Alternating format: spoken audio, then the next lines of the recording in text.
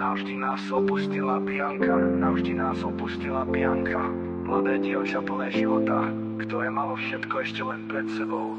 Stála na štarte životných ciest nádejou a odhodlaním výnimočná, vždy usmiatá, jemná, no zároveň silná. Bola krásna navonok aj vo vnútri.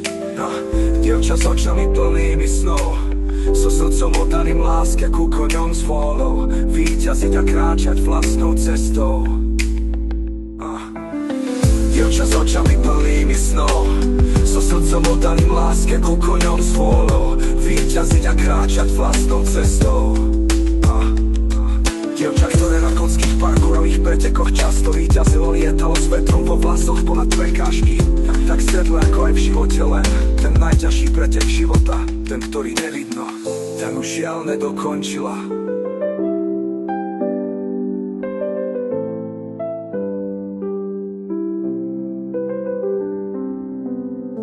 Ja ten už žiaľ nedokončila.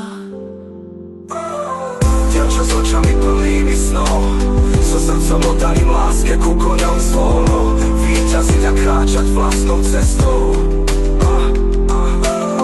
Dievča s očami plnými snov, so srdcom oddaným láske ku koňom s vôľou, víťaziť a kráčať vlastnou cestou.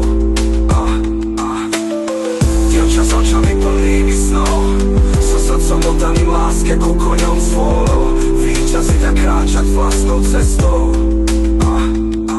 Dievča, ktoré na konských parkourových pretekoch často víťazilo, lietalo s vetrom vo vlasoch ponad prekážky, tak v sedle ako aj v živote len